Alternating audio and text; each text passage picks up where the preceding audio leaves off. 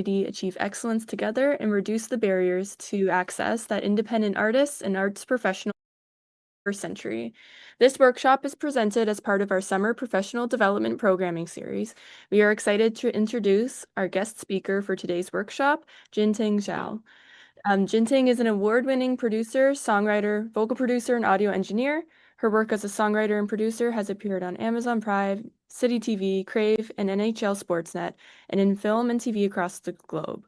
A former recording Sony Music Taiwan recording artist, Jinting specializes in the intersection between vocal technique, vocal production, and technical engineering. She works as an in-house producer and engineer at Edmonton's Up and Arms Studios and is the founder of ShiQ Audio, an organization supporting women and gender diverse producers and engineers across Canada.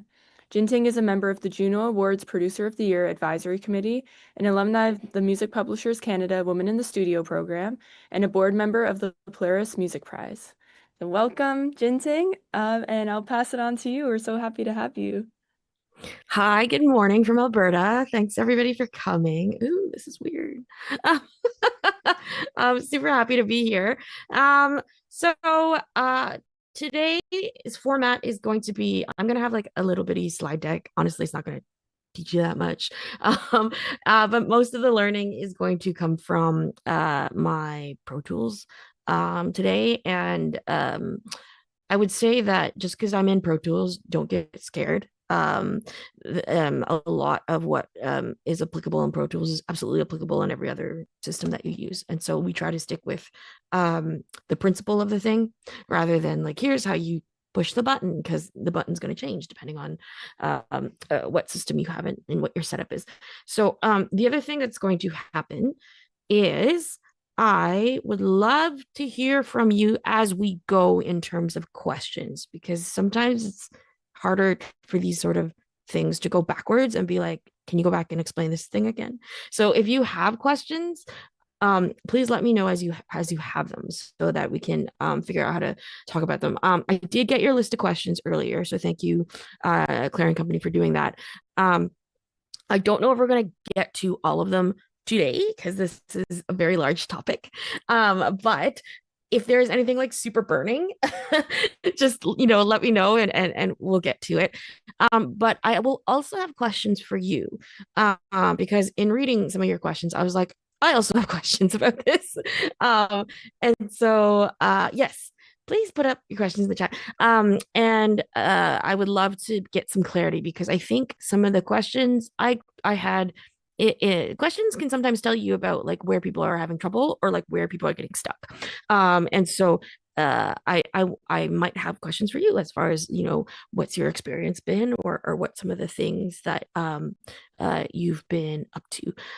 So my first question for you all is, what do you think is, how would you rate your level of experience with vocal production, especially the technical side? Like, are you just starting? Are you medium? Are you like a couple years?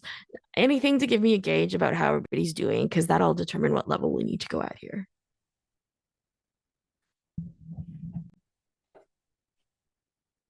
You can see.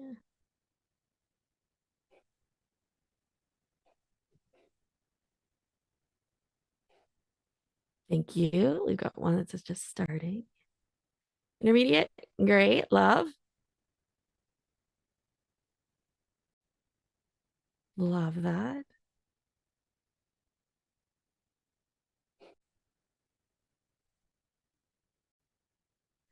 A little experience, excellent.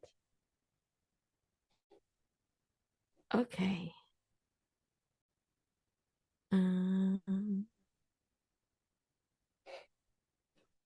Okay, so it sounds like it's okay if you're shy, you don't want to say. It sounds like we have, oh yes, here you go. A little bit of intermediate and a little bit of people who are just starting. So I will, I hope you can see that.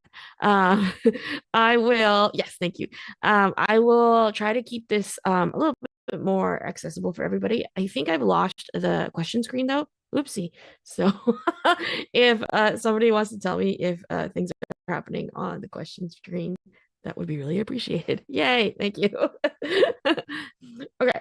Okay, so today the way I thought was the most logical way to approach this was to do a vocal from start to finish, as far as where the life cycle is, because I feel like some questions are technical and some questions are really creative and taste-based questions. And I think it's really important that we understand and we split that we understand when we're doing what thing. Because sometimes there's what I would call a best practice as far as the way most people do it or most people recommend you do it. And then there's some things that aren't really rules and people are just telling you they're rules and they're wrong. Um, and it's a lot of it can be a lot of variation between different styles and different approaches to music. So I thought it might be good to go from like the beginning of a day or even before you start hitting record and then all the way through kind of the end. And so this is, again, just focusing on vocals. And so in some of the things that we're talking about on other parts of music, it's not going to be as applicable. So okay.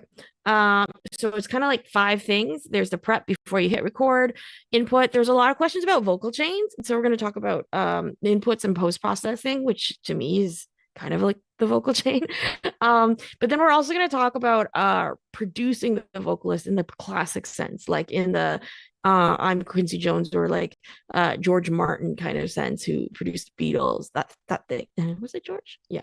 Um, and then we'll have some more time for questions and anything else that you want covered. Uh,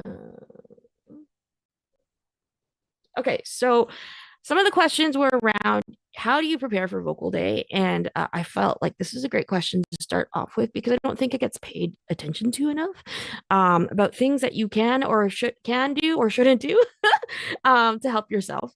And so I want to also recognize that yes, this could be both of you. This applies to whether or not you're the engineer or the vocalist. And if you're doing both, then make sure you do both sides of this.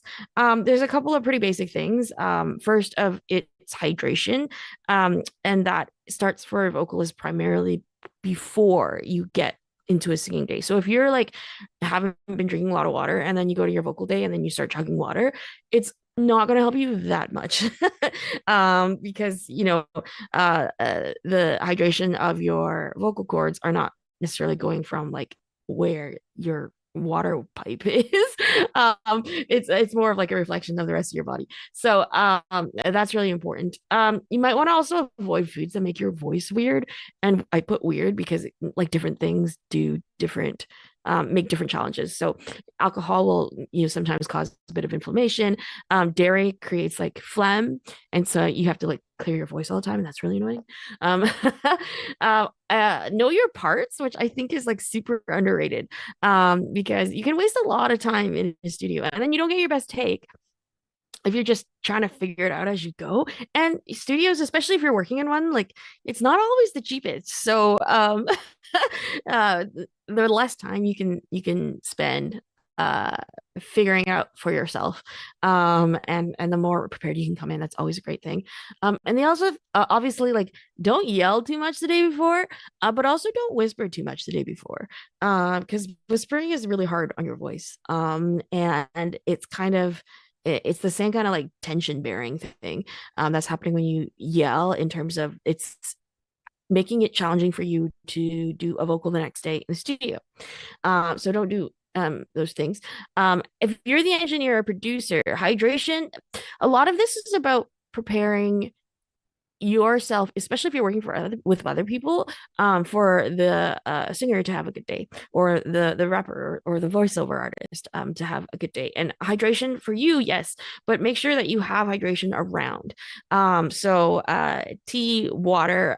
If you're dealing with vocalists, you generally don't want cold. You want warm to lukewarm is a good idea. You also don't want like super super hot because it you know ironically dries you out a little bit. And appropriate vibes and psychological safety. So vibes are actually a thing. And it's really really important for vocalists to feel relaxed, or at least like if they're supposed to be excited because it's an exciting song, for them to feel comfortably excited. Because the voice is a very anxiety uh anxiety sensitive instrument. And so if there's even like a bit of, hesitation, or they're unsure or insecurity, it tends to come out in the performance, and you cannot edit that out later. And so that's really something to keep track of. And that could be things like, how do they like their lighting, if you have those sorts of options? Do you like to sit? Do they like to stand?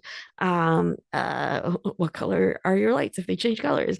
Because our colors change lights in our studio, just for that sort of thing. And psychological safety is about how comfortable does the vocalist feel to be their full selves. And when you're doing vocal takes, there's going to be probably a lot of not great ones alongside with the great ones, but that people need to feel really comfortable in giving you the not great ones, and to try things, and to try things that might not work. That's really important. So being, warm, and being encouraging, and being letting them know that you're on their team is really, really important to having a good session. The third thing is, like, obviously check all your gear and make sure it works, because that's really annoying when it doesn't in the chain that you want it in. And then the last thing is some technical stuff, which is about vocal mic positioning. Where are you recording this? If you're, for example, in a studio or in your bedroom, if you're in your bedroom, then you want to avoid hard surfaces, and you want to have soft stuff around you and behind you first and foremost, if you're going to be taking care of those things, if you don't have stuff on the walls. And so, like, if you can get a room that isn't hardwood, then and has like carpeting and things like that, that's going to be better than a big old hardwood floored room with very, with square walls. Okay. Any questions? Okay, so that's kind of the prep part. The next part is the what is a vocal chain? So there's a couple questions I got about what's a vocal chain, and it's kind of a misleading phrase, I feel. Because sometimes a vocal chain is in reference to literally like when it leaves the person's mouth to when you're finished processing it, and all the things that go along into that. But sometimes it just means the things that leave a person's mouth and then goes into the computer. So just like the first part, the pre DAW part. And so in this, in I'll try and specify what I mean, or I'll try and use the term actually as little as possible so you don't get confused. The other thing that also happens with vocal chains is that people can sometimes assume that it is something that you just set and forget, as in you have a vocal chain, one vocal chain, the vocal chain. And I'm like, no, you're gonna have lots, and you're gonna, and all these components switch out, and like maybe you should switch them out depending on what your context calls for. So the input chain basically is your microphone, any outboard or hardware gear you have. So if you have like preamps or compressors or EQs or anything else you want to put before it goes into your audio interface, and then the audio interface, which is the connection between the stuff out in the real world, and then translating that into beeps and boops and ones and zeros so that your computer can understand and record them. So that's the input chain. The post-processing chain, which is everything that happens after you've recorded it, and then you finish editing it, things like that. So these are all the kind of like the plugins, tuning, compression, EQ, delay, reverb, effects, anything you do to audio to make it sound like a record. This can also apply to even more outboard gear. So you recorded it and then you want to make it prettier, or you want to make it different, then you can send stuff out. So these are just a couple of pictures of like some real outboard gear that people used to have in real life. And then now you also have the option of some plugin emulations of them. So all these things now you can, they try and capture the sound of all that outboard gear while you're in your computer in the box. Oops, that's in the wrong order. Okay, so I got a couple questions about mics, and I would say for vocals, mics are really about choose the one that best suits your vocalist and the song that you're recording, and that might change. And there are pros and benefits to each of these microphones. So I'm sure you've seen the Shure SM7B, which is the very classic, like almost podcast style mic. And those are dynamic microphones. So dynamic microphones are quite forgiving of loud vocalists and also for imperfect rooms. So if you've got a little bit more room noise, or if you've got uh, you know, not a ton of treatment going on as far as acoustic treatment. They're good for that as far as being forgiving. They do, however, have some lower sensitivity and less detail. And because of that, it does make them a little bit more inexpensive, which is helpful. And that's why a lot of producers carry around one of these in their backpack. Because they're also really, really well built and they can be tossed around a little bit more versus the condensers, which are a little bit more high maintenance. um, so the condensers are more of your classic vocal microphone you might see in like YouTube videos and people's studios and things like that. They're meant to capture detail and sensitivity and capture nuance and capture air. So especially if you're like a little bit more of a quiet singer, and you want a lot of detail out of your voice, condensers are probably your friend. These are large diaphragm condensers, or LDCs, that we usually use for vocals because there are small ones or small diaphragms. Um, and those tend to be more instrumenty kind of things. They're also more expensive generally. And then some minor technical stuff. Some are what we call FET condensers, which is kind of like a solid state internal um, uh, electronic mechanism. And then some are tubes, which is um, uh, vacuum tubes. And they come with a different power supply. And they're generally, they are supposed to be a little bit warmer and a little bit like softer and like on your voice. Whereas the fat ones seem to like help you be, a little faster, a little crispier. So it really depends on the voice. And honestly, like I can't tell you like, oh, here's the best vocal microphone for all cases. Especially, I always make people, when they ask for vocal microphone recommendations, to send me kind of a reference of the things that they make, and then uh and then also like a reference of what they want to sound like in the future, and then I have like maybe a better idea of what they're trying to go for. But even then, it really, you never know with these things until you try one out for yourself. So if you have the opportunity to rent one or borrow one, or even if you're just like at a studio and you're like, oh, I've never tried one of these and you want to hear it, then put yourself on that microphone just so you can hear it. Okay, so this is, oh, sorry. Anybody have any microphone questions before I move on?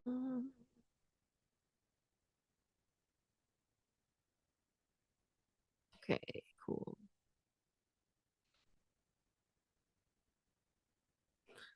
All right. So one of the things somebody, there's a question. Oh, thank you. One of the things that did also get asked is what's comping? So there's a couple of questions around comping. So if you've never heard the term, comping is with respect to an editing workflow. And it's short for compositing, as in you're compositing a vocal. So one thing you're doing is it's like shooting a movie kind of where you do all these different takes, and then you go to the editing room, and then you pick all the little best pieces, and then you stick them all together. And that's what we're doing in vocals. And so I don't really like, yes, there's a comping workflow, and this is the one from Logic, as far as like, hey, you highlight the pieces and then it kind of assembles them up into this like one single one for you. But I want to talk about comping, yeah, as a workflow piece, but also more of a production piece as far as a creativity piece, because I feel like we don't talk about those things enough in our vocal workshops for production. So this is, hopefully this will work, a song that's coming out in a couple of weeks, fingers crossed, um, for an artist named Tammy Ray, who's super wonderful. And thank you, Tammy, for letting me show this. And so these are some of the work in progress sessions that we had going. And I'm just pulling them up so that you can hear a bit of the process. And we're going to be doing some of these like demonstrations in real time so you can hear them in real time instead of it just being like kind of an abstract thing. And so These I don't know if this was the original vocal session. It might be actually. But one thing you might run into if you are like me and you like a lot of tracks in your productions is that your computer might struggle. If you then start trying to record things, especially if you've got a lot of MIDI going, like a lot of VSTs and things like that going. So what I always do, or at least try to do, is bounce an instrumental for myself just for a temporary, like as a temporary track, and then pull that into a new a session so that my computer complains less. Because for the vocal, what you're looking for is timing and like key reference, right? Just they just need to know where they are. And so sometimes this is a really easy and efficient way to do that. You can either do it as just a single track, or if you want to have a little bit finer grain control, you can kind of separate it out into stems, like your bass, and then your drums, and then like all your keyboards, and have like group all your stems together so that you're not dealing with 50 tracks, you're only dealing with like four, and that are kind of have a little bit of processing on them already so that it sounds you know, pretty decent. So that's what we're doing here. So it's a song called It's Our Time. So here's the bounce. You're gonna hear some raw vocal, you're gonna hear some stuff I already started processing. This is really quite like literally like a work in progress version of this. So I'll start from here. Oh, are we not working? It was working like 5 minutes ago. Uh-oh. Okay.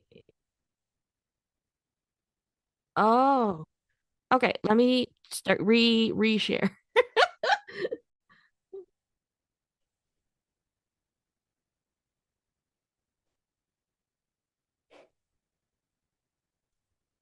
Anything now?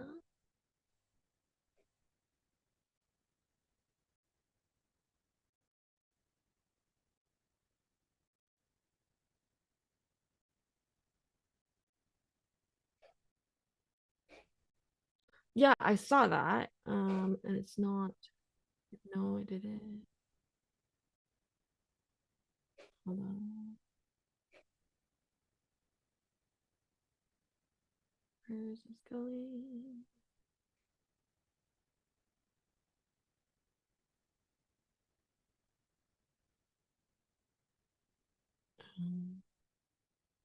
Nope.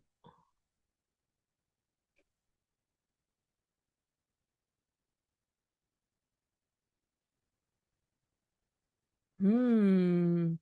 Interesting.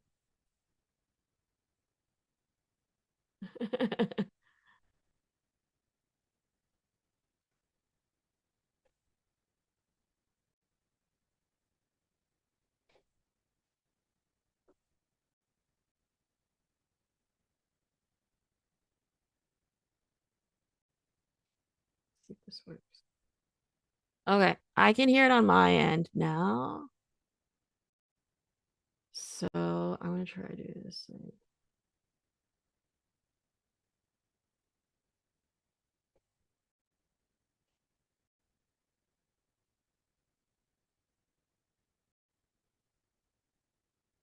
Yeah.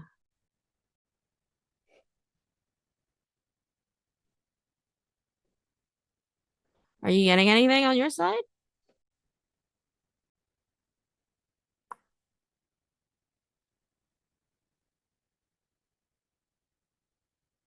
Okay.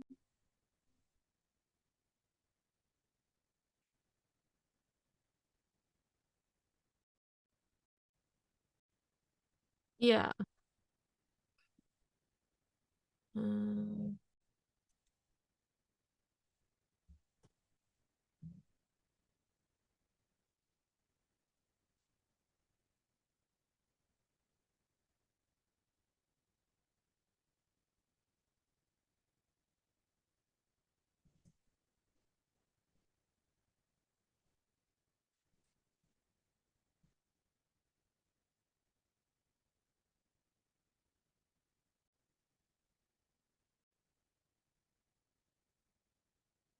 that doesn't do that either.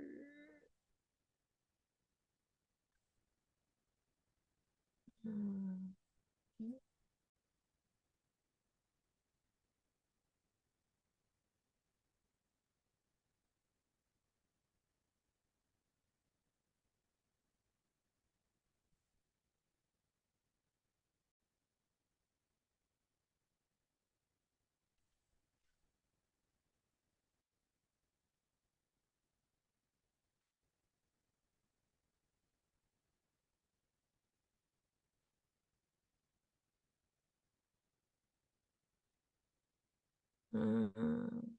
Yes. What about...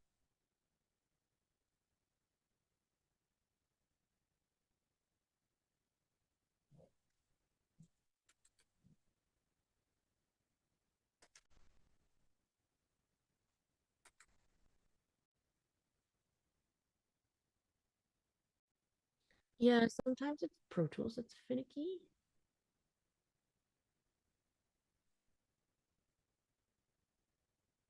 Okay.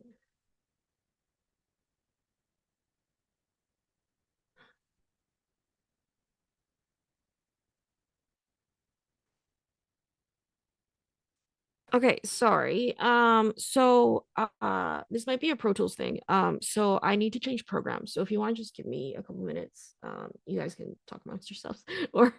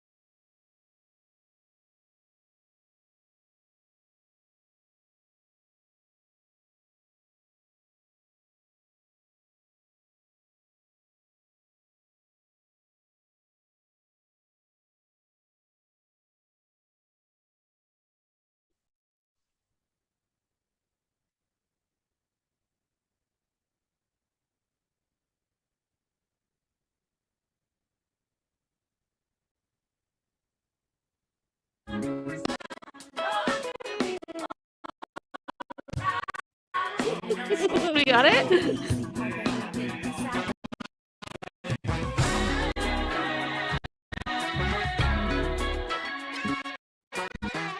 Okay, great. Thank you for your patience. A perfect example of like a lot of the time you spend on these things is just figuring out why it doesn't make noise. And like frankly, I don't really know what happened there. But I'm glad it makes noise now. Do you need me to turn it up at all? It seems probably it's a little quiet on my side, but I don't know. It could be just me. Um, okay, how's that? Okay, yeah. So we're gonna just look at first verse and all the way up to the first chorus. Uh, can you see what I'm doing, by the way? Yes? Okay, so here's. I'm one of a long line, a woman in the power. I share it with my sisters.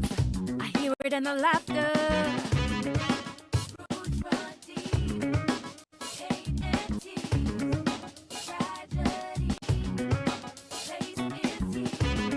For the cook mug and the aunties, taking nice, taking names, keep it deadly. Standing up strong, make it look easy. All my women, yes, I can eat it. So this little rappy part here is the pre-chorus. And this is an example of a comped vocal. So I had Tammy do this many takes. um and when as you're going along you're really listening critically for what makes it exciting, what's the energy doing, where do you need the section to start and where do you need it to stop when you feel it. Or yeah, and what do you want to feel like before the next section comes in. So because of This being the thing before the chorus, I want it to feel like forward energy. I want to feel a little bit about like building excitement. And then there's just, you know, regular old musical things like is it relatively in tune?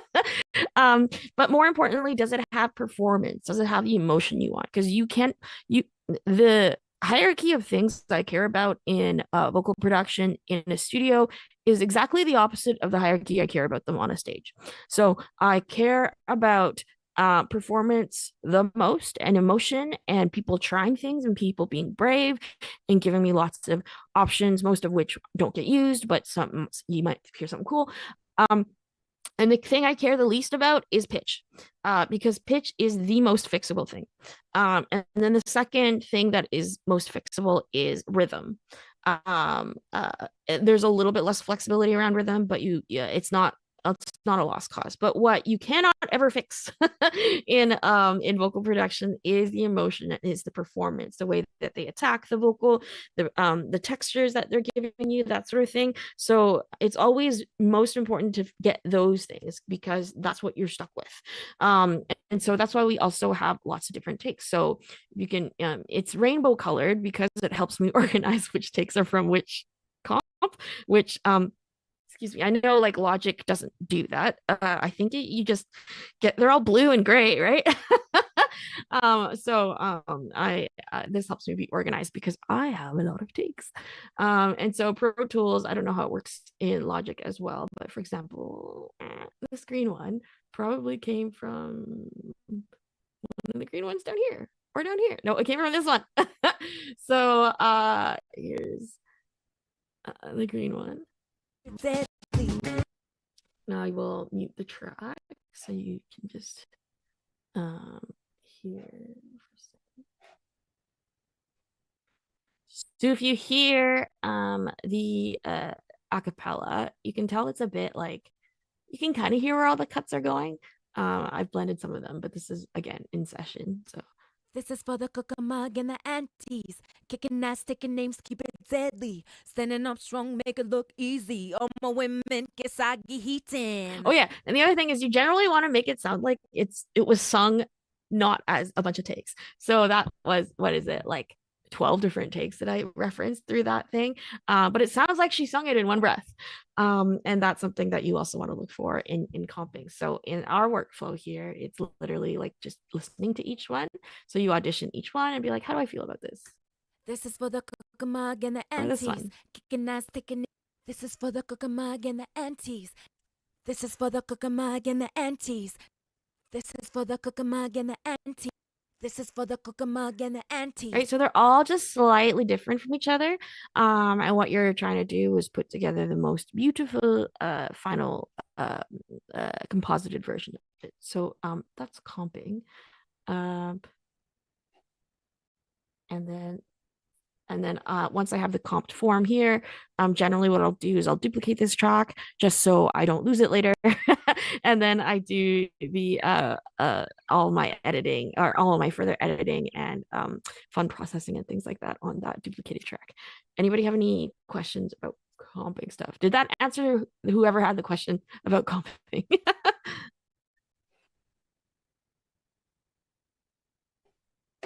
Okay, what was the next thing we were supposed to talk about?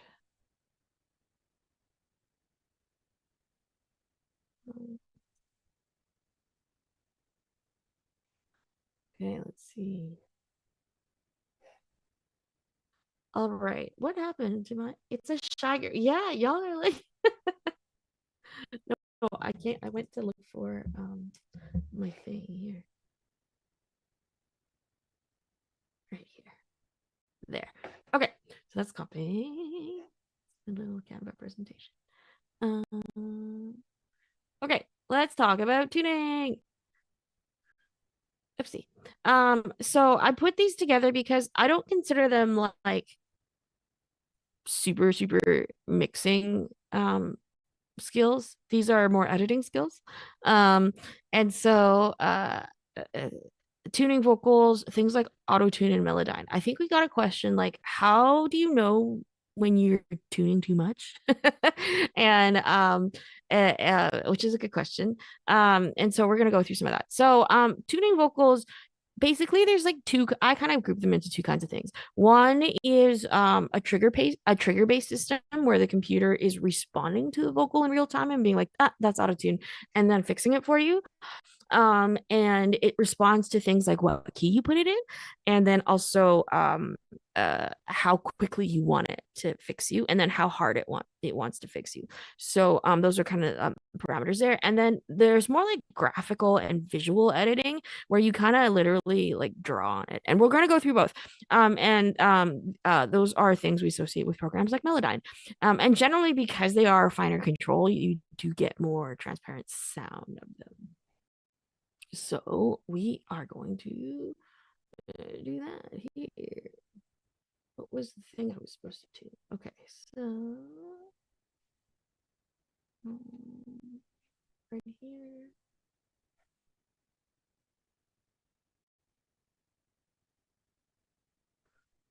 Okay. So this is the chorus background vocals. Very large stack, and sometimes you want to tune things so that they're a little bit more consistent with each other. So if I'm just going to solo this one here, if you want to use a more time-based one, come on, there you go. This is what auto tune looks like if you've never seen it. And it has parameters of retune, which is how quickly you want it to react to you, and flex tune, which is how much grace that you want to give yourself for being flat or sharp, and then some other knobs here. But when you hear if you've ever listened to like a lot of hip hop or a lot of like Drake, there's a lot of tuning happening, and that process tuning sound is on purpose.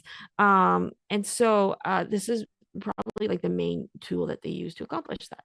And so in a lot, especially if you're making like more modern pop music, and I mean pop in a really broad sense, then you're gonna hear some auto tune on it, or rather, you're gonna probably not hear some auto tune on it, but know that it's in there.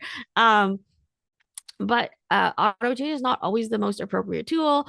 And then sometimes it's the only appropriate tool, and sometimes the answer is you use all the things instead of just one thing. And so, but it is the sound that you associate with like T-Pain or like the really shiny kind of robot-y thing. And so if that's what you want, then you should use autotune. So we'll but for this track, it makes no sense because this is kind of a more like organic funk thing. So for me to put autotune on Miss Tammy would make her sound crazy. But we will put some on her just so you can hear it. So it's a time. That's with nothing. And then if I turn on auto tune and I like really crank the speed on this, it's a time.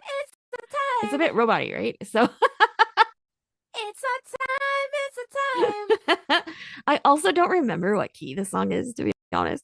And so right now I have it in chromatic, which means it'll correct to the nearest key. But sometimes, generally, you do want to put it in the right key. So I don't think, is it in C minor? Let's check.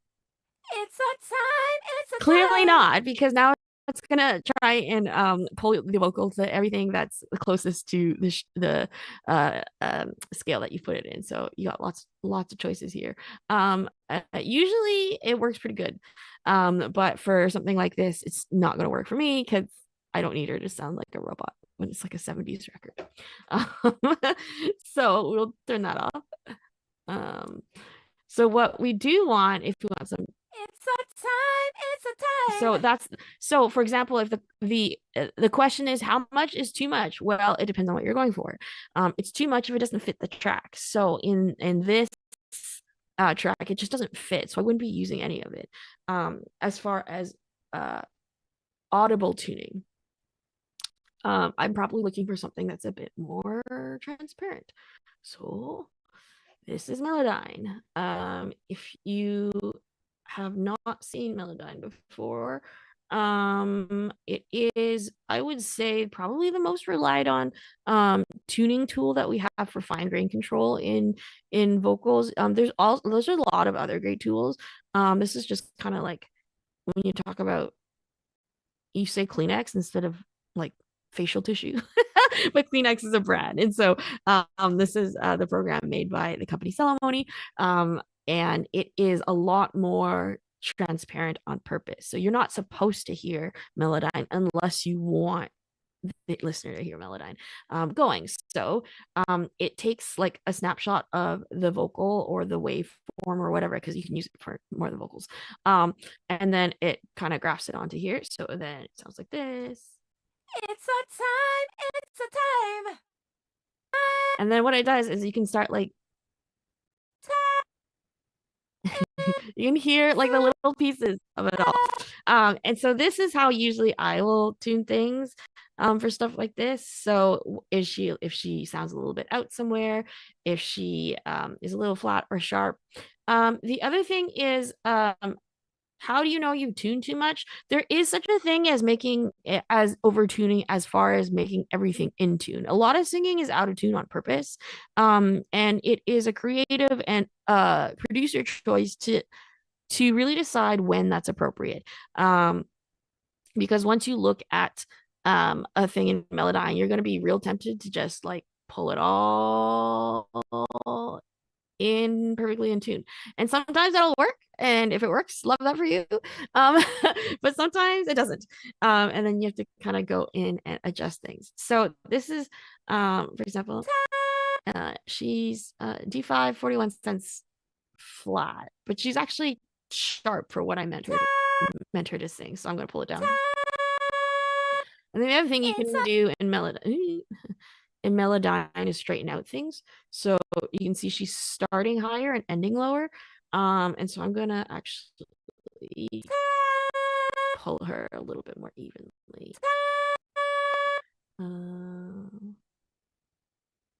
It's a time, it's a time. It's getting better. It's a little sharp. And so that one's going to be brought in to... Time, it's a time. This one seems out. There. It's a time, it's a time. I can also make the modulation smaller, so the change in overall pitch, like that. It's a time, it's a time. Same here, maybe a little bit. Yes, it's pitch drift. It's a time, it's a time. So there, now that sounds better. It's a time, it's a time. It's a time, it's a time. Sometimes these programs don't do a great job of hearing when one note ends and one note starts. So sometimes you have to split them up like that. This is two notes. It's a time, it's a time. It's a time, it's a time. So that's how Melodyne works. And it's a lot of listening to it by ear. And seeing if you like it, because sometimes if you flatten everything out too much, it just sounds kind of robot-y. And then you've lost the vibe of the song. Some underrated things in Melodyne that in editing that maybe you didn't know about that you could do. You see these little blobs right here, those are her S's, so that's a sibilance. And Melodyne can actually take all those down for you. So is this a sibilance? No, it's this one. This is a sibilance tool, so you can actually, instead of like trying to find a de-esser, you can do this earlier in the chain and you can just do that.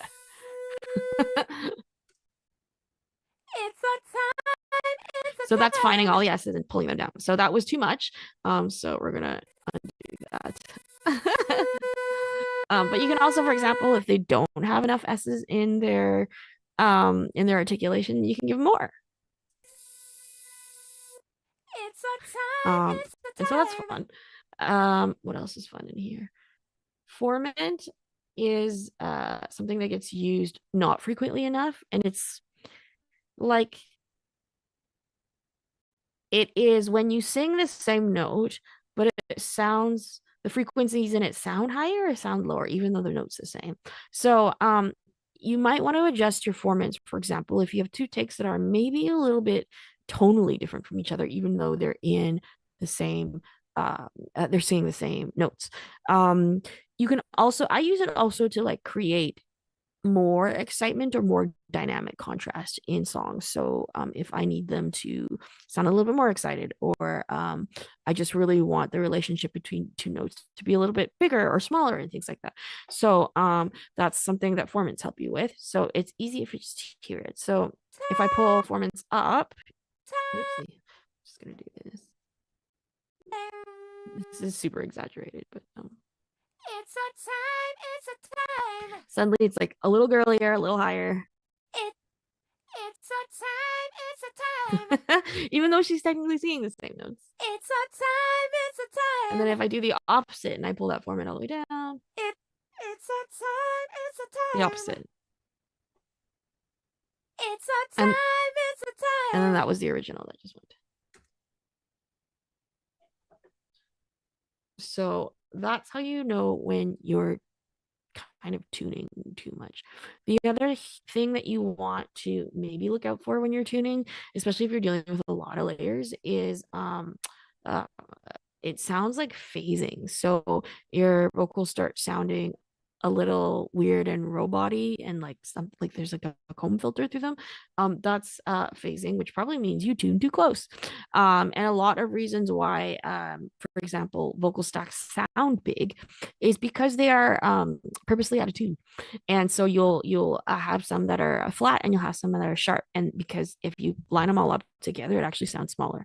So what I do with my vocals sometimes is I will tune them just to even out like the things where she sounds flat or sharp to me, but then I will go and universally make them flat or sharp, and probably a little bit of both. So I'll make one go, 7 cents sharp, and then I'll make another one go 7 cents flat, and then over time it kind of evens out, and it just sounds nice and big at the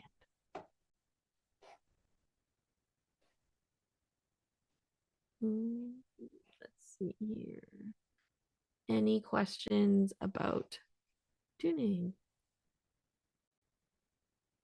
So if you have there are things like people like Charlie XCX or Travis Scott, where the tuning is part of what they sound like, and so they sound weird and not bad, but just like not like themselves without the tuning. And then there are people where if you put a whole bunch of tuning on them, they sound terrible. So like if you had put a whole bunch of tuning on like Bob Dylan or something, or a really DIY kind of underground punk band, maybe it also doesn't sound as great. But generally, in between those two poles, you have there's usually tuning somewhere, almost always. And most of the time, I would say like 95% of the time, you're not hearing it, except for when they want you to hear it.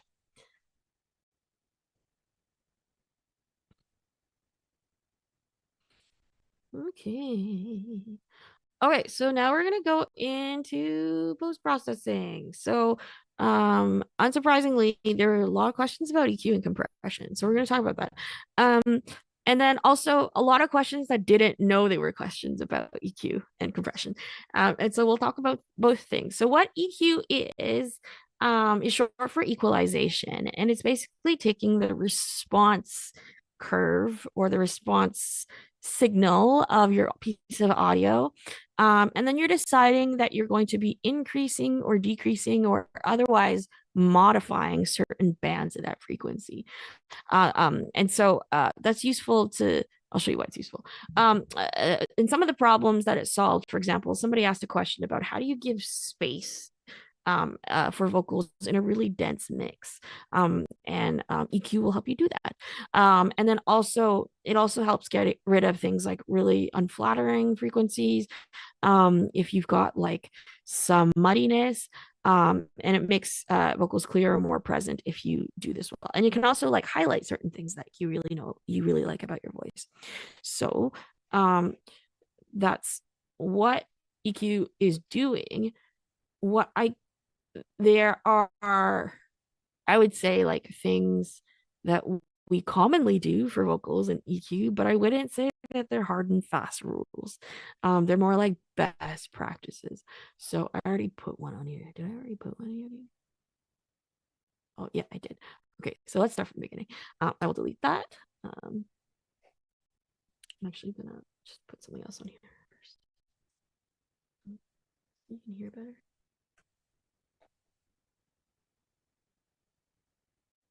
Heatin'.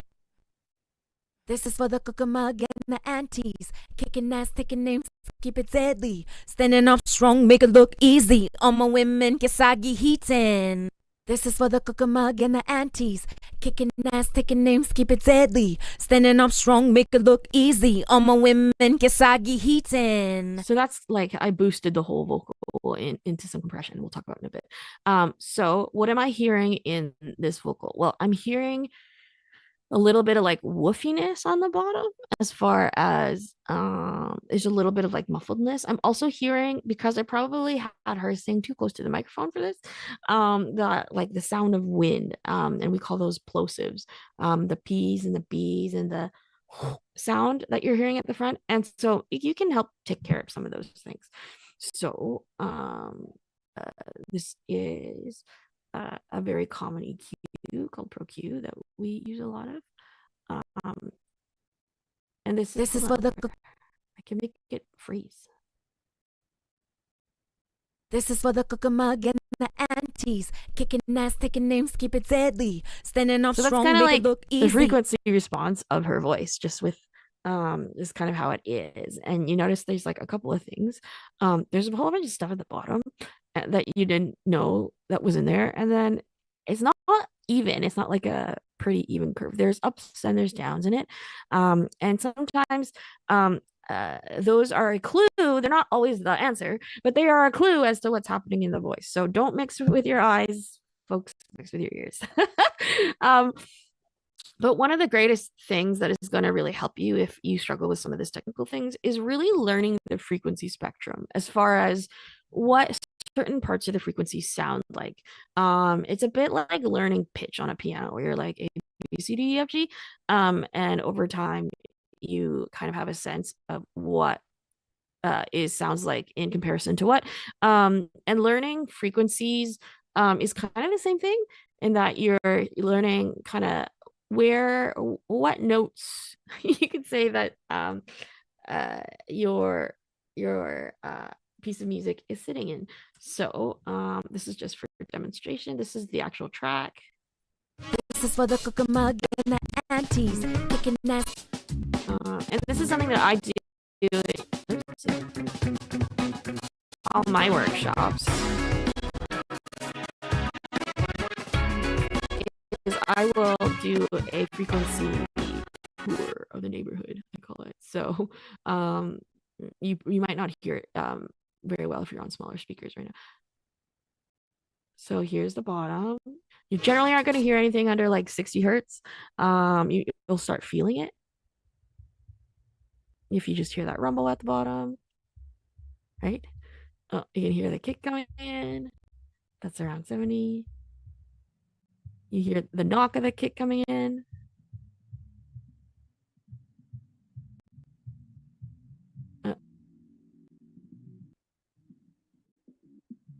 You can hear the bass a little bit, right?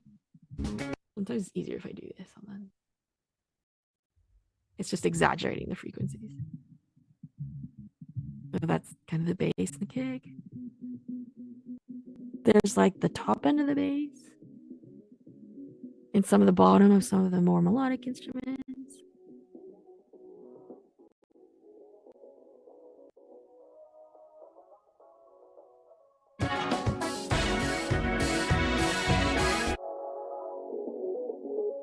So here's where a lot of the body of your pitched instrument starts living. Here's the upper ends of the keyboards and of people's voices. 2003 to 3000 hertz is where you're getting the sense of presence and clarity and intelligibility, because our ears, from an evolution perspective, were evolved to be especially sensitive to these frequencies, because they are like the human speech frequencies. And so when those jump out the most, then you can hear them. So if you were, a prehistoric person trying to yell at somebody far away, it was better if your ears were more tuned to these frequencies. And then it goes up from here. And then there's a ton of information up here. You start hearing that hi-hat go. There's the top end of that hi-hat. And then you start not hearing things because this starts getting to the upper range of human hearing. And so you after over some time you do learn what everything sounds like. And so it becomes helpful in if you're trying to solve certain problems. So if we go back to our this thing. This is for the cooker mug and the aunties. Kicking ass, taking names, keep it deadly. So I heard some plosive issues. So I know that plosives and the a sound tends to are low frequency. So I can get rid of that by using this thing. It's a high pass filter. Yes. So if you see the terminology high pass filter and low cut, they mean the same thing. And I know it's really confusing and I don't know why. But you're gonna see one or the other. Just like the other way, if you see a low pass filter and high cut, they also mean the same thing. And so basically, it's just filtering off everything below the yellow line. So I know that I could probably get rid of most of that sound if I just filter it gently. This is for the cooker mug and the aunties. Kicking ass, taking names, keep it deadly. Standing up strong, make it look easy. All my women, Kesagi heatin'. This is for the cooker mug and the aunties. Kicking ass, taking names, keep it deadly. Standing up strong, make it look easy. All my women, Kesagi heatin'. This is for the cooker mug and the aunties. Kicking ass, taking names, keep it deadly. Standing up strong, make it look easy. All my women, Kesagi heatin'. Just getting a little bit better. This is for the cooker mug and the aunties. Kicking ass, taking names, keep it deadly. Standing up strong, make it look easy. All my women, Kesagi heatin'. A little bit better. It's getting rid of some of the air at the bottom. This is also it's important later to kind of clean up this lower stuff that you're not hearing, because when you get later on mixing principles, you are going to run out of headroom, and then you're going to have a bunch of you're going to wonder why you're quiet. Your tracks are really, really quiet. And if you try to turn them louder, they sound distorted. So, but that's one thing we like to correct in an EQ for a vocal, is try to get rid of that low end that you don't need, and you just use your ears as far as how far can you take it before you don't like that it's losing body, or it sounds like it's shifting the tone of the voice. This is for the cooker mug and the So there's that. The other thing that tends to happen with human voices is that tends to be like a sense of mud in them, as far as like a woofiness in them. And that comes commonly, it's from the proximity effect of microphones that we use for this. That commonly occurs around, I would say, like 200 to 300 hertz. It can be a little bit less, it can be a little bit more, depending on if you've got like a really big baritone voice or if you got a high soprano. But it's not necessarily a reflection of how high or low you sing. It is just like it's like a fingerprint of your voice. So this is for the cooker mug and the aunties. Kicking ass, taking names, I can keep hear it a deadly. little bit of it, so I'm just gonna pull this down. This is for the cooker mug and the aunties. Kicking ass, taking names, keep it deadly. Standing up strong, make it look easy. All my women, Kesagi heatin'. This is for the cooker mug and So the aunties. Kicking ass, taking names, keep it deadly. Standing up strong, make it look easy. All my women, Kesagi heatin'. So I just cleaned it up just a little bit by around this 236 hertz, because that's where I was hearing a little bit of built up in her voice. And a lot of the times, I don't recommend that you necessarily do this just by itself solo, because sometimes, especially for things like backgrounds, they will sound crazy soloed, but they will sound good once you put everything back in it. And obviously you want to make sure that it's your whole track that works together and not just individual pieces working in solo. So this is for the cooker mug and the aunties. Kicking ass, taking names, keep it deadly. Standing up strong, make it look easy. All my women, Kesagi heatin'. So this little dip here is probably the most common thing that happens in vocals for EQ. And then the other thing that happens is this is for the cooker mug and the aunties. Kicking ass, taking names, keep it deadly. Standing up strong, make it look easy. All my women, Kisagi heating. Sometimes you get like a boost around this area just to boost like the intelligibility of it. What else do you get? You can get rid of S's if you don't like them, if they're too spiky. This is for the cucumug and the aunties. Names, keep it deadly.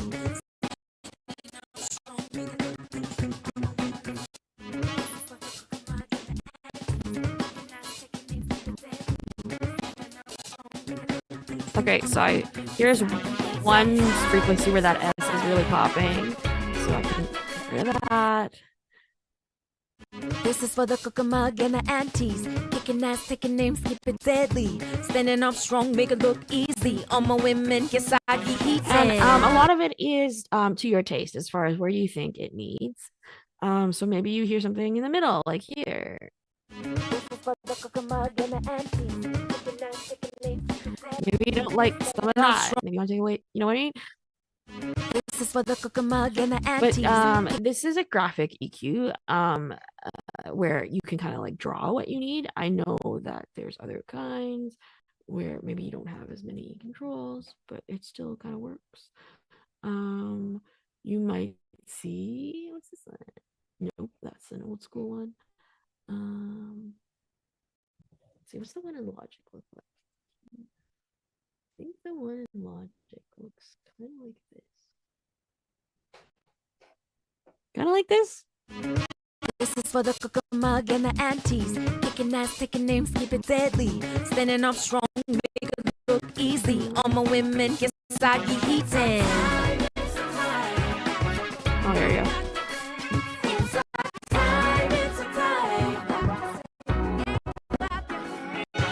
So they can either be graphical like that, or they can be like based like this. They kind of all work on the same principle around finding your frequencies and then pulling them up or down.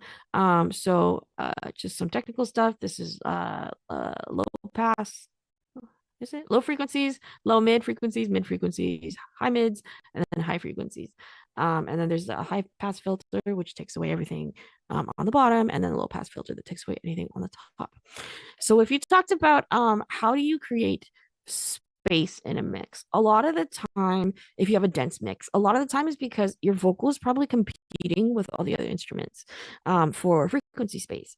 And one thing you can do to help that along is EQ the instrument part so that your voice has more space to stick out. Or you can do vice versa, in which you can EQ the vocal to have it stick out more in the overall track. I would say the first thing is probably much more common than the second thing, just because it doesn't change the tone of the voice as much. So for example, let's do this one, and then we're gonna do this thing. This is for the cucumug and the aunties. Kicking ass, taking names, keep it deadly. Standing up strong, make it look easy. All my women, Kisagi heating.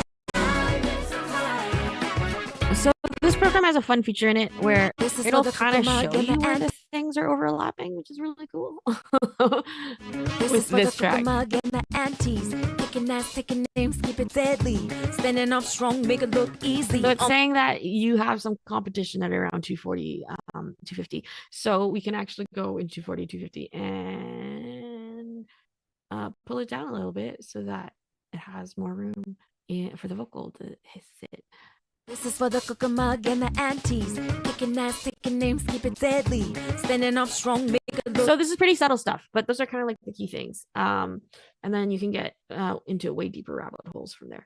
Oh, running out of time. Okay, we're gonna go faster.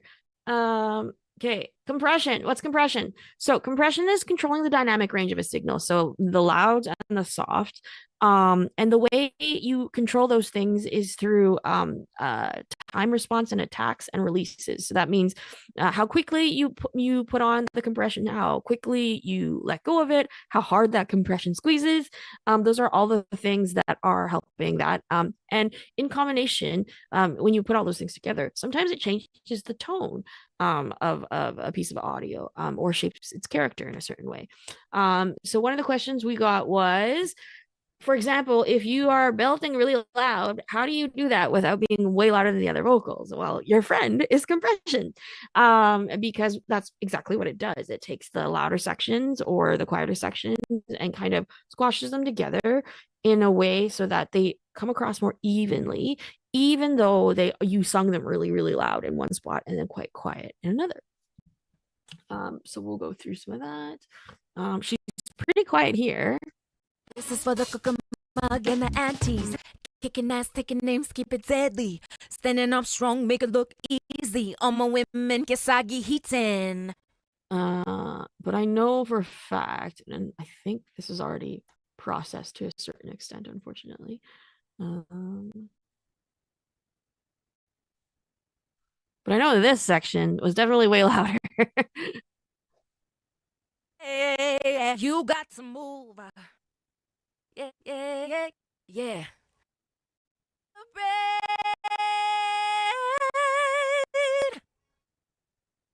You got to move, you got to dance. You got to sing, dance. You got to move, you got to dance. So that was obviously in her belt, and you can see like there's some up and downs in here, like spiky bits and not so spiky bits. So compression is really going to help you work that out. So let's see. Some compression. I'm using these tools because they have a good visualizer in them. Not necessarily because I'm like, oh, this is the best one. So here's a compressor. And so when you're setting a threshold, it's at what point does the compressor respond to your audio? Let's see if it'll work. Hey, you got to move. And then the ratio is how much it's going to be pulling down on everything that's above that cutoff point, which is your threshold. And so it's hearing, oh, these sorts of parts are above the threshold, so I'm going to pull down on those. So this red line here is how much it's kind of working. And then the attack is how fast it's going to react to it. So you can make it go really fast. Oh, or not. You got to move. Yeah, yeah, yeah, yeah. But for example, you got to move. But for example, if you're working in a verse here, a voice is the thunder. Here. For the Cucamonga and the aunties, kicking ass, taking names, keep it deadly. Standing up strong, make it look easy. All my women, Kesagi Heatin. You might want to start playing around with your attacks because a slower attack can help make things like rap sound a little bit more rhythmic. For the Cucamonga and the aunties, so that's more rhythmic already. Keep it deadly. Standing up strong, make it look easy. All my women, Kesagi Heatin. So those are some of the things that we use compression for, to even out dynamics, or to do things like really highlight the taka taka taka of somebody's voice, or the opposite, which is I want less of that big and then small, big and then small. And so I'm using a compressor to even those things out. There are lots of different kinds and they all do different things. I feel like I call them like ice cream flavors. Like it's ice cream, so it's all kind of the same, but also kind of not. And some people have really strong feelings about ice cream. So these are some of the more common ones. These are like these ones. But if you have compression can be a whole week of talking about compression issues. So I'll just leave it at that for now. But that's what you're going to be using compression for. So when you see those controls in your DAWs, especially in some of your stock plugins, that's what it's doing. Okay.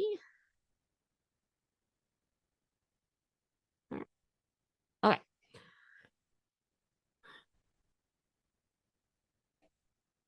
Compressors can also help you de-ess things. So like the thing that we were doing earlier. This is for the Cucamonga and the aunties, kicking that. So it's a de-esser is like a specific kind of, it's like a compressor and an EQ in together. So it's only detecting where the S's are and then pulling down on those, which is super handy. So you have to find where your S is though. This is for the cucumug and the aunties. Kicking ass, taking names, keep it deadly. Standing up strong, make a. This is for the cucumug and the aunties. Kicking ass, taking names, keep it deadly. So that's getting a bit better. Standing up strong, make it look easy. And you can tell I'm hitting it because this is attenuation. It means that it's picking up something in the 6850 hertz area. So I'm going to start pulling down on that. And that is how de-essers work. It just takes that little area that you know where your S's live and responds every time.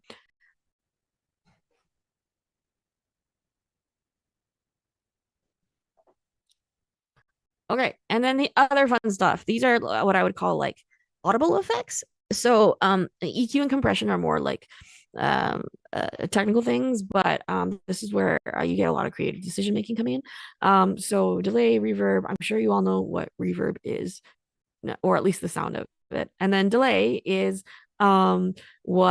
it's the repeating of things, not the sense of space, although if you put the two together they really sound good. And then you have spatial tools. So really, like, where is your vocal sitting in space?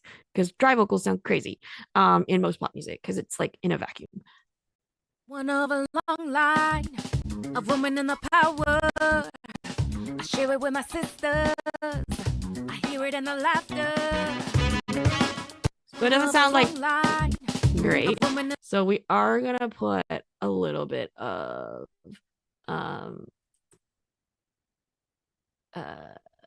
reverb on here. And I know some of you are gonna be like, oh my god, why is she putting it on an insert? We're not gonna worry about inserts versus sends today. But for example, here is a reverb plugin. And here's a kind of reverb it is. And you can listen to different reverbs for different functions. A woman in the power. I share it with my sisters. I hear it in the laughter. I'm gonna turn it up just so you can hear it. One of a long line of women in the power. I share it with my sisters. I hear it in the laughter. So there's chambers.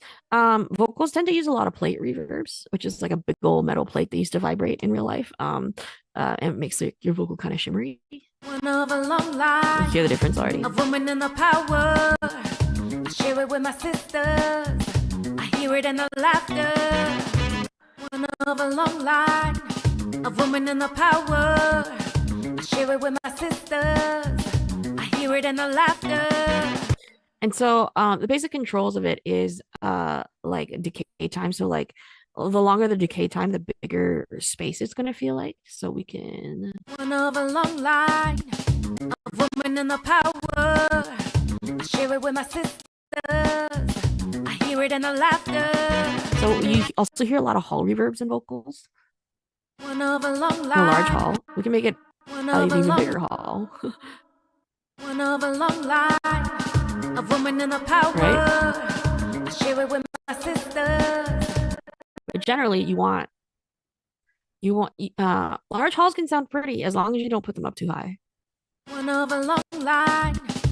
A woman in the power. I share it with my sisters. I hear it in the laughter. And the mix knob is always your friend in reverbs, which is how much of the reverb signal versus the original signal you're getting. Because if you turn it all the way to 100, it sounds crazy. One of a long. Right. I hear it in the laughter. Yeah. So if you're going through your reverb setting and you're seeing things like halls and plates and rooms and spaces, that's kind of their physical spaces kind of that they're modeling after. One of a long line. A woman in the power. And a lot of really useful reverbs are like this, that they're really short for vocals because you don't want to necessarily hear it, but if you don't have it, you will feel something is off. So if I solo this. One of a long line. A woman in the power. I share it with my sisters. You can hear like the tiniest tail on the back of that. And if I turn it off, it's going to feel worse in the mix. One of a long line. A woman in the power. Share it with my sisters. I hear it in the laughter. But again, it depends on what you're going for. Maybe you like this really dry, because frankly, actually, I don't mind this really dry. And you don't want a lot of reverb. It just depends on what you're trying to do here. So that's reverb. I'm just gonna leave that on for now. And then the other thing that we do, delay. Okay, let's talk about delays quickly. For vocal delays, usually you'll also have a little bit of delay, especially if you're doing like ballads and stuff. You're gonna probably want a little bit of delay just because it makes it sound even like bigger and prettier. And this is like the repeating sensation of the vocal. When in the power, share it with my sisters. I hear it in the laughter. That's obviously too much. So we'll turn that down. Woman in the power, share it with my sisters. I hear it in the laughter. So the difference between these, the mix knob and the feedback knob. The feedback knob is what proportion of the previous signal's volume is going to be on every repeat. So I'm using this program because it shows you that it's a good visualizer for that. So if it's 13%, this yellow line here is the original, like if you think about it as the original volume of the signal, and saying for every repeat it's going to do 13.5%, and then get smaller from there. Because you can also turn it up like this. Woman in the power, share it with my sisters. I hear it in the laughter. So maybe you only want to, do you want it to repeat like a million times? Or do you want it to repeat just a couple times and then have it fade out? So that is your feedback knob. And then the mix is, you can have something repeat a million times, but then also have it really low in the background. So I'm having it all here. Woman in the power, share it with my sisters. I hear it in the laughter. Woman in the power, share it with my sisters. You can also have the other way, which is you can have it only repeat like once, but really high, in the really obviously. Woman in the power, share it with my sisters. I hear it in the laughter. So a lot of these programs will come with really good presets on vocals, especially. So here's a pop vocal one. Let's see how that went. Woman in the power, share it with my sisters. I hear it in the laughter. That's not bad, right? Woman in the power, share it with my sisters. I hear it in the laughter. Again, just to give a sense of space. And then you have other fun things in what I would call in the modulation category. I will show you this because it's really funny mostly. This is a plugin called Fan, and it's literally just a fan. But it takes different modulation effects into a single plugin. So things like chorus, and you get to hear all of them. When in the power, share it with my sisters. I hear it in the laughter. Chorus. When in the power, share it with my sisters. Rotary. I hear it in the laughter. And vibrato. And some of these effects you can't really hear until they go faster. When in the power, like, that's crazy. Share it with my sisters. I hear it in the laughter. When in the power, share it with my sisters. But why you want to use these in vocal production is because they give texture and they give dimension to your vocals, especially for things like background vocals. You maybe want some chorus on there, or maybe you just want like a teensy bit of chorus really low in the background on your leads because it makes it feel a little bit thicker. And that's something that that's a trick that we use all the time in vocal production. So when in the power, share it with my sisters. I hear it in the laughter. When in the power, share it with my sisters. I hear it in the laughter. When in the power, share it with my sisters. I hear it in the laughter. I put a tiny bit on, And I turn it off now. Share it with And that's back on again.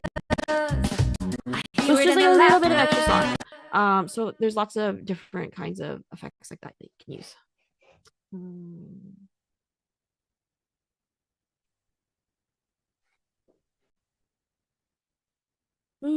And then, of course, panning. I'm sure you all know how to do that, left or right.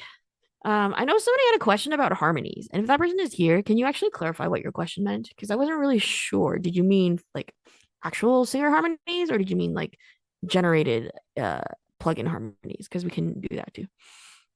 Okay, and then the last section of our program today is about the working with the vocalist part, because to me, like, that is the basic tenet of vocal production. Is like, how do you get a vocalist to give you a good take and a good performance? If that vocalist is you, that also applies. And it's really about developing and executing a vision for the vocals, and then figuring out how to manage and coach vocalists to give their best, and then capturing it when that happens. That's your job. And if that vocalist is you, again, it can actually be harder because you don't have a ton of objectivity about it. So one of the things that I really focus on is trying to build the language to communicate with a vocalist on how to do the best performance. And that's going to change for every vocalist. And generally, it takes a little bit of time to figure out. So if it's like the first time that you're working with a singer, you might have to play around a little bit as far as like, what are the magic words that are going to produce the thing that you want from her or him. So sometimes they can be technical or very like um uh, tangible notes, like you're a little bit flat, so can you raise that pitch, or your head voice is a little strong, can you lower your palate, or can you emphasize this word instead of this word, or can you cut off or can you scoop your voice down instead of up on this phrase. Those are all things in vocal production. Sometimes that works for singers, and then sometimes it doesn't, depending on the singer or vocalist. If you're a rapper, it's the same thing. Because sometimes you give them a note and then they start thinking about the note, and then when they sing or when they perform, it sounds like they're thinking. So vocal production is a bit of an art, a lot of an art, because it's dealing with an instrument that tends to sound worse the more somebody is actively trying at it. And so you have to figure out kind of like this magic balance between them doing something differently but also not thinking about it, which is really hard. But it's something that I really enjoy doing and working with singers, especially in figuring out. And so, like, my language, depending on what the singer is, can be very technical like that, because a lot of singers can implement very technical notes. But sometimes it can be things like sing this in your Britney Spears impression, or sing this as if you were the singer, or sing this as if you were Patrick the Starfish, or if you have a cold, and giving them like kind of more holistic um creative targets to shoot towards, not because they actually want to sound like that person, but maybe because in the process of them attempting to sound like that person, you get the thing that you need out of them, and usually it's a performance or an emotion. So I use that a lot. So last week I was in the studio with a lovely artist from BC, and that was a lot of her language, where I would say like, sing this like Britney, or sing this like Tyla, or how would a rapper do this. And they gave me different flavors every time, and which is going back to comping, it became really important in the comping part, because then I could take performances from each bit of those different takes, where I had her be different people, and to make a really, really compelling final vocal performance. For a Tammy, for example, we did a bunch, we were working on a musical theater soundtrack together, and so I had her sing like 12 different Disney villains. So I was like, be Ursula, now be Maleficent, now be Scar, and all these different like awesome female Disney villains, because it gave me a slightly different flavor every time, and most importantly, it didn't sound like she was thinking about it. So you want to be able to build that rapport and build that language with a vocalist, if you're working with another one. So giving them encouragement, giving them feedback, but also giving them in a way that's going to get them closer to the target, not further. And then helping them try things and be messy and not be afraid to be vulnerable and look a little silly, because sometimes that's what needs to happen. And that, of course, the second point is building trust in the room, especially under time pressure. Like I said, it's extremely stress sensitive. So if they feel like you're judging them, or if they feel like you're secretly like you think they suck, or like that you're cranky or things like that, those things absolutely will reflect in the voice, and it will severely compromise the vocal performance, which again is the one thing you can't fix in editing. Really building that trust and that comfort and why vibes and psychological safety matter, because it is affecting the voice. Plus, they might not want to work with you if you're kind of like a bad hang. But with respect to just vocals in particular, it is an extremely stress sensitive instrument. So how do you build that trust in the room? A lot of sessions actually start with not doing music, but maybe talking a little. How's your day? How's your life? Because that helps to make it less awkward and then build some trust and comfort in the room, which is actually really important. Um, and then the final thing is a bit of a technical thing, which is around monitoring, which is what they're hearing in their headphones and the shapes. It shapes how they give you a performance. So in terms of monitoring, for example, a lot of the times newer engineers and producers don't always know what's happening when you hear that bit of delay in your headphones and you're like, why am I hearing a delay? And you don't have anything delayed. um and that could be things like buffer size. So these are some common buffer sizes. You'll have the setting somewhere in your DAW everywhere, but the higher the buffer size, the longer the delay is between when you sing into a microphone and when you hear back that microphone in your ears. So I take this to, for example, 100,024 samples. Hopefully this will work. Oh, okay. Well then, fine. I don't think it'll work. Maybe this one. Playback engine. Oh no. Okay. Let's see. Hello. Hello? Can you hear my microphone? Can you hear the delay on this, or is this just on my end? Okay. So if you're hearing a delay, it'll be like a weird little echo on my voice where my voice is slightly behind. And that's going to drive a vocalist crazy.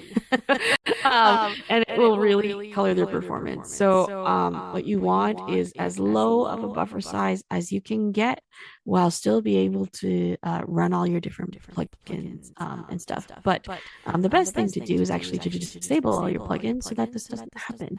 And that the lower the sample size and the lower number of plugins you have going, it reduces the stress load on your computer, which shortens the latency or the delay between what you're singing into and then what you're hearing in your headphones. So there's that part of monitoring. The other thing is like humans are weird in that we respond to different things kind of predictably, but in a funny way. So for monitoring, if you have a really quiet vocal, you might want to turn their microphone or their monitors extra loud so that they don't oversing it.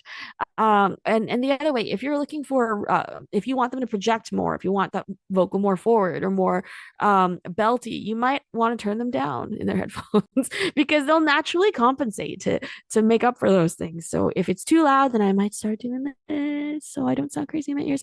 And then if it's too quiet and I can't hear myself over the track, then I might turn her down just a smidge so that she gives me more forward energy. She gives me more chest and gives me more projection. So it's a lot of psychology in vocal production.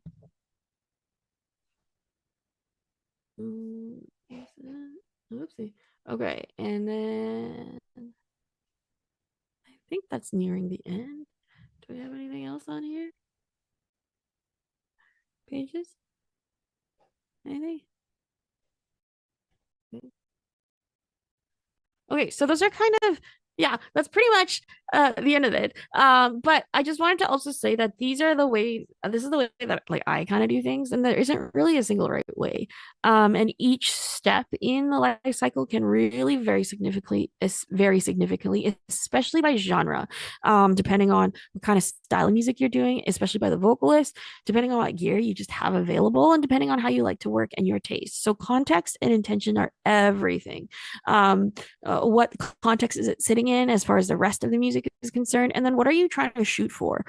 Those aren't technical decisions, those are creative decisions, and that's something you're going to build over time, and your taste and your ability to separate what you like from what you don't like.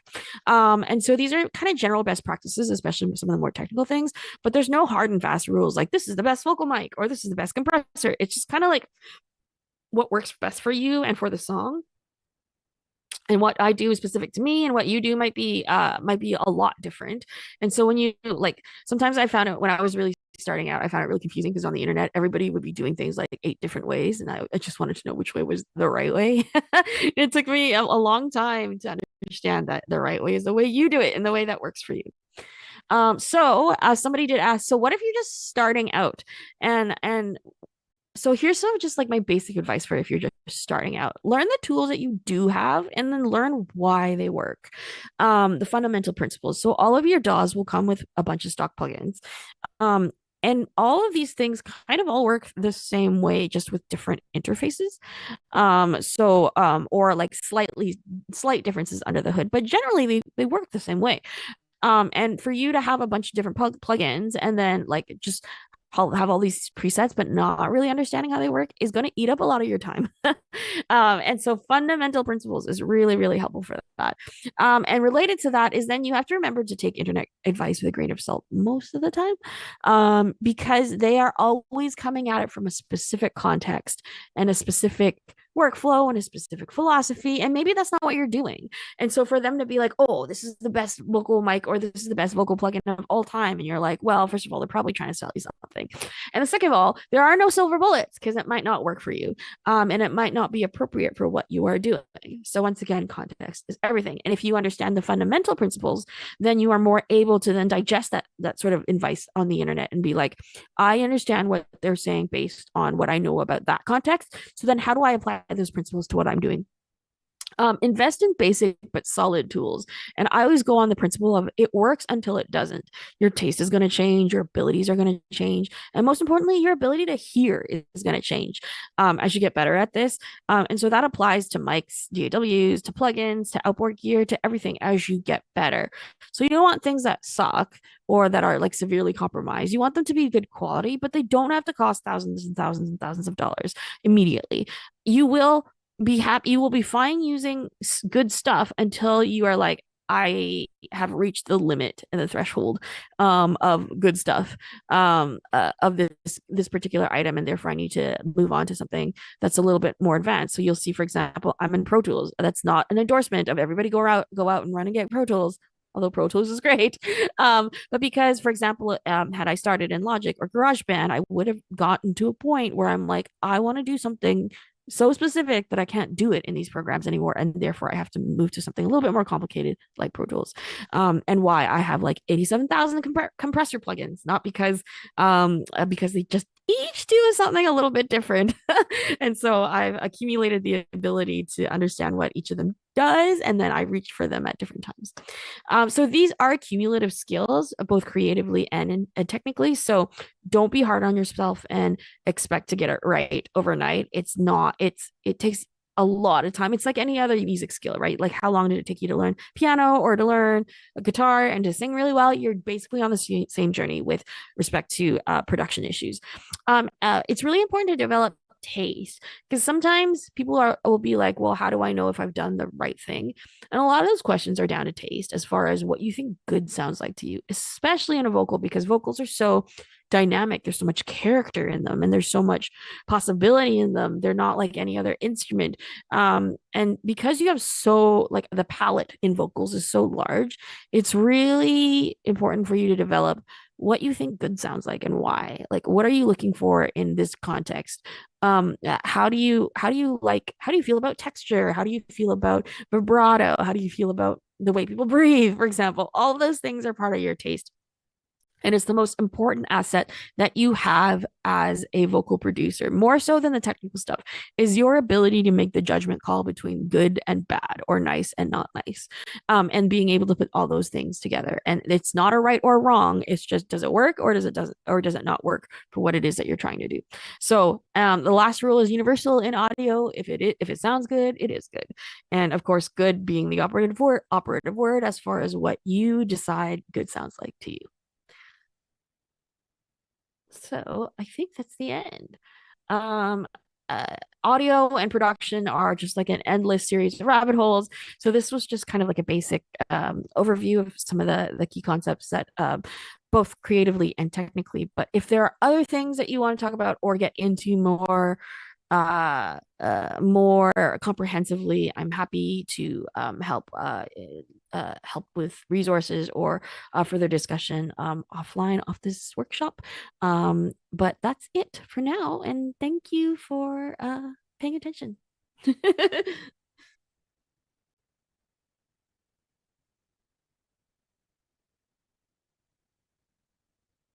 Oh, I think I muted Emma.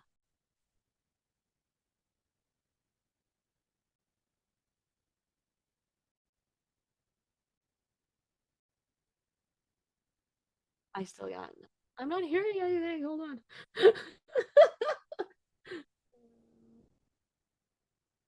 Try now. Yay! I have you now. Okay, sorry. Go ahead. It was on my end. Okay, go ahead. Talk.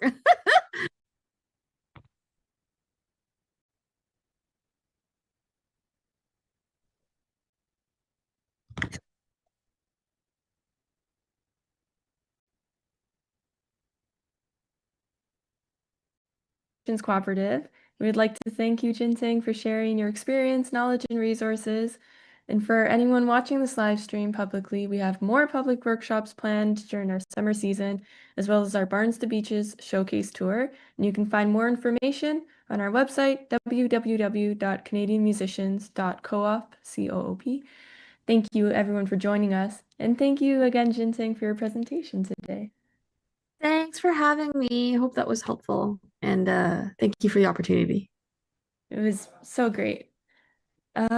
Okay, I'm gonna pull you into our breakup to say goodbye.